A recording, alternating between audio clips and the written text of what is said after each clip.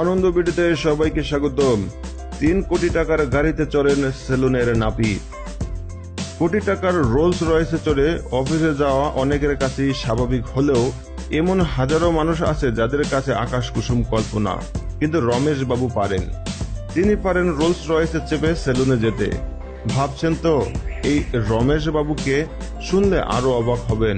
বেঙ্গালুরু বাসিন্দা এই রমেশ বাবু একেবারে নিম্নবিত্ত পরিবার থেকে উঠে আসা এক ব্যক্তি। রমেশের বাবার সেলুন ছিল, সামান্য আয়ই সংসার চলত। তখন রমেশ বাবু খুব ছোট, তার যখন 7 বছর বয়স সে সময় হঠাৎই বাবা মারা যান। সালটা ছিল 1989।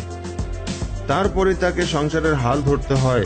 তার সেলুনে অনেক লোক আসতেন দামি দামি গাড়ি নিয়ে চুল কাটতে। ছোট ছেলেটির মনে তখন থেকেই শখ জাগে নতুন নতুন গাড়ি কেনার, কিন্তু তখন সেটা তার কাছে আকাশ কুসুম কল্পনা ছাড়া আর কিছুই ছিল না। কিন্তু সে দৃঢ় প্রতিজ্ঞ ছিল একদিন এই স্বপ্ন সফল করবেই। তারপরই তার জীবনে একটা মোড় এলো যে সবকিছু একেবারে পাল্টে গেল মুহূর্তে। সেলুনে দিনরাত কাজ করে টাকা পয়সা জমাতে শুরু করেন রমেশ। স্বপ্ন যে তাকে পূরণ করতেই হবে। 1991 সালে তিনি তার নিজের সেলুন ইনার স্পেস চালু করেন। শহরের ফ্যাশন দুরস্তদের কাছে তা দারুণ জনপ্রিয়তা পায়। 1994 সালে তিনি একটি মারুতি ওমনি ভ্যান কিনে ভাড়া দেওয়া শুরু করেন। তারপরের সময়টা যেন পুরো গল্পের মতো।